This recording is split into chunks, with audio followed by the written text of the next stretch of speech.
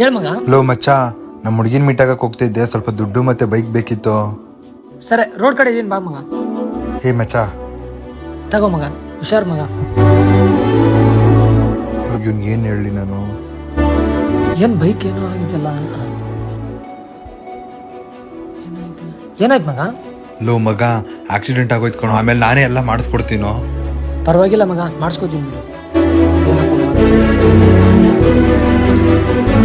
ಏನ್ ಬ್ರೋ, ಯಾಕೆ ಅರ್ಜೆಂಟಲ್ಲಿ ಮೊಬೈಲ್ ಮಾಡ್ತಿದ್ದೀರಾ? ಏನಿಲ್ಲ ಬ್ರೋ, ಬೈಕ್ ಆಕ್ಸಿಡೆಂಟ್ ಆಗಿತ್ತು, ಮಾಡಿಸ್ಬೇಕಿತ್ತು. Thank you bro.